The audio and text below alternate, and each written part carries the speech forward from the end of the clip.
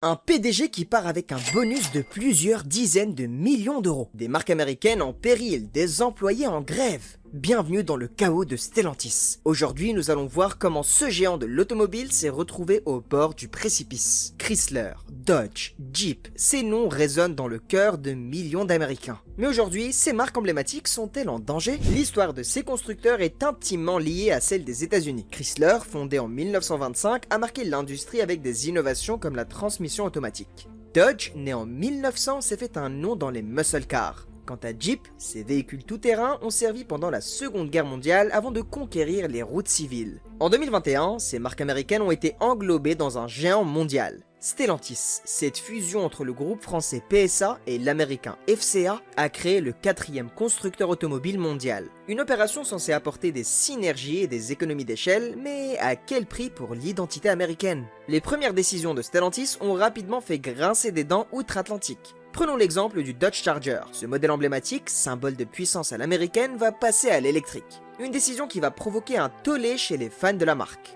Même son de cloche pour le Chrysler 300, dont la production s'arrêtera fin 2023 après 18 ans de bons et loyaux services. Ces changements sont mal perçus par de nombreux consommateurs américains. Ils y voient une europanisation forcée de leur marque préférée. Sur les forums spécialisés, les commentaires acerbes se multiplient. Il tue l'âme de nos voitures, peut-on lire régulièrement. Et ce n'est peut-être que le début. Des rumeurs persistantes évoquent la possible disparition de certaines marques. Chrysler en particulier semble sur la sellette. Avec seulement 3 modèles dans sa gamme actuelle, son avenir paraît incertain. Alors, pourquoi les Américains sont-ils si en colère contre Stellantis? C'est simple, ils ont l'impression qu'on leur vole leur patrimoine automobile. Ces marques ne sont pas que des logos sur des capots, elles représentent une partie de l'histoire et de la culture américaine. Chaque suppression de modèle, chaque changement radical est vécu comme une trahison. Mais ce n'est que le début de la tempête, car si les consommateurs grondent, les employés eux sont sur le point d'entrer en ébullition. La tempête qui s'annonçait vient de frapper de plein fouet. Stellantis a décidé de secouer le marché américain, mais à quel prix? La stratégie du géant franco-italien pourrait bien transformer radicalement le paysage automobile aux États-Unis. Et pas forcément dans le sens souhaité par les consommateurs. Stellantis a mis en place une stratégie de rationalisation pour ses opérations en Amérique du Nord. L'objectif, optimiser les coûts et augmenter la rentabilité. Mais cette approche se heurte frontalement à l'identité des marques américaines du groupe.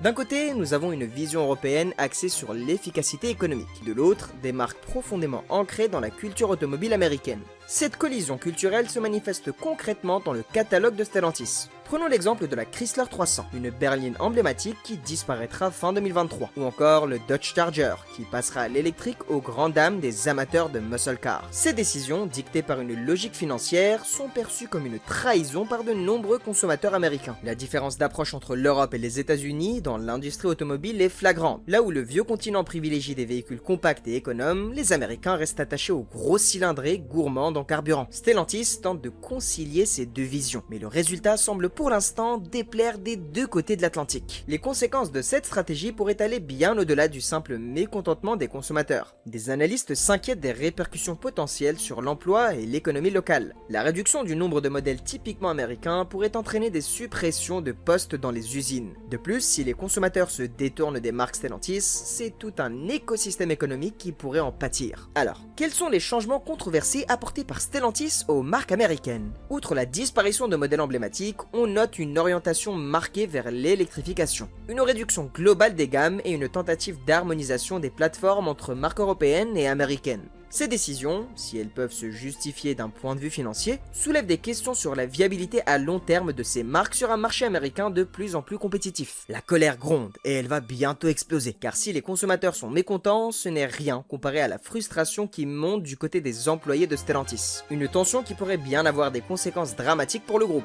Stellantis pensait avoir tout prévu dans sa stratégie de rationalisation. Pourtant, un élément crucial leur a totalement échappé. La réaction des Américains. Des usines aux réseaux sociaux, une révolte gronde. Comment le géant automobile va-t-il gérer cette crise qui menace son existence même sur le sol américain? En octobre 2023, une vague de grève sans précédent a paralysé plusieurs usines Stellantis aux États-Unis. Environ 10 000 travailleurs ont cessé le travail pendant plusieurs semaines, manifestant leur mécontentement face aux conditions de travail et aux décisions de l'entreprise. Cette mobilisation massive a mis en lumière les tensions croissantes croissante entre la direction et les employés. Les syndicats ont formulé des revendications claires, amélioration des conditions de travail et garantie sur le maintien des emplois. Face aux restructurations en cours, les représentants des travailleurs exigent un dialogue constructif pour éviter une escalade du conflit. Stellantis se retrouve ainsi pris entre deux feux. D'un côté, la nécessité d'optimiser ses coûts, et de l'autre, la pression sociale exercée par ses propres employés. Mais la colère ne se limite pas aux usines. Sur les réseaux sociaux, une véritable fronde s'organise contre Stellantis. Des consommateurs mécontents partagent leur expérience négative et appellent au boycott des marques du groupe.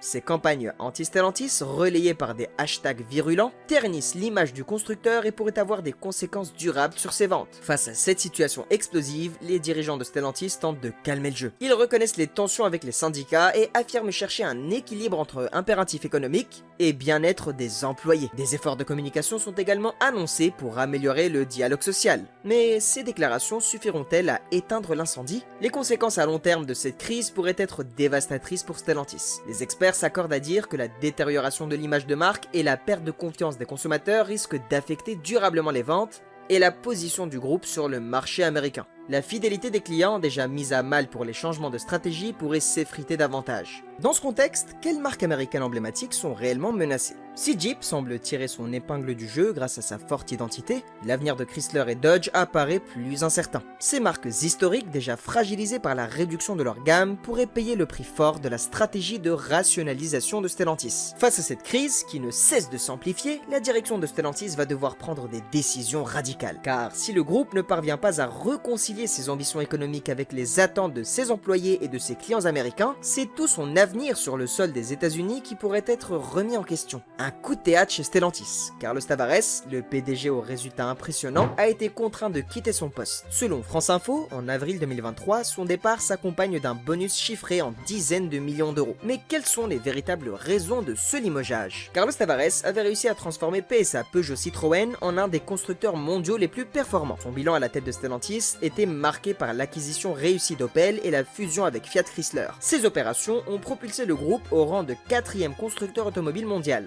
Pourtant, malgré ces succès, le conseil d'administration a décidé de se séparer de celui qu'on considérait comme le sauveur du groupe. Les raisons officielles évoquent des divergences de vues entre Tavares et le conseil d'administration. Mais que se cache-t-il vraiment derrière cette formule diplomatique? D'après les informations de France Info, le conseil reprochait à Tavares un management jugé trop brutal et une pression excessive sur ses équipes. Ces méthodes, si elles ont pu contribuer aux résultats financiers du groupe, ont fini par créer des tensions insoutenables au sein de l'entreprise. La situation financière de Stellantis s'est également dégradée ces derniers mois. Un avertissement sur les résultats en octobre a intensifié les inquiétudes du conseil d'administration. Face à la concurrence accrue des constructeurs chinois et au défi du virage vers l'électrique, la stratégie de Tavares a été remise en question. La chute du cours de bourse de Stellantis et les grèves aux États-Unis ont sans doute pesé dans la balance. Le montant exact du bonus de départ de Carlos Tavares n'a pas été révélé, mais il se chiffrerait en dizaines de millions d'euros selon France Info. Cette somme importante risque de faire grincer des dents, notamment dans un contexte social tendu avec les syndicats. Le prochain PDG de Stellantis devra relever de nombreux défis. Il lui faudra apaiser les tensions sociales, notamment aux États-Unis, tout en poursuivant la transformation du groupe face aux enjeux de l'électrification, la préservation de l'identité des marques américaines, tout en maintenant la rentabilité du groupe. Ça sera également un défi de taille. Alors pourquoi Carlos Tavares a-t-il été forcé de démissionner? Il semble que son style de management, jugé trop agressif, combiné à des résultats financiers en baisse, ait fini par laisser le conseil d'administration, malgré ses succès passés. Tavares n'a pas su s'adapter aux nouveaux défis auxquels Stellantis fait face. Mais cette démission suffira-t-elle à calmer la tempête qui secoue Stellantis? Le départ de Tavares marque la fin d'une ère. Mais les problèmes structurels du groupe restent entiers. Le nouveau PDG aura la lourde tâche de réconcilier les différentes cultures au sein de Stellantis, tout en naviguant dans un marché automobile en pleine mutation. L'avenir de Stellantis aux États-Unis s'annonce complexe. Le groupe doit jongler entre rentabilité et préservation de l'identité des marques américaines. Cette équation délicate illustre les défis de la mondialisation dans l'industrie automobile. D'un côté, Stellantis doit réaliser des économies d'échelle pour rester compétitif. Et de l'autre, il risque de s'aliéner les consommateurs américains en diluant l'ADN de marques comme Chrysler ou Dodge. L'avertissement sur les résultats d'octobre 2023 montre que l'équilibre n'est pas encore trouvé. Stellantis réussira-t-il à reconquérir le cœur des Américains? Ou assistons-nous au début de la fin pour ces marques légendaires? L'avenir nous le dira, mais une chose est sûre, le nouveau PDG aura fort à faire pour redresser la barre.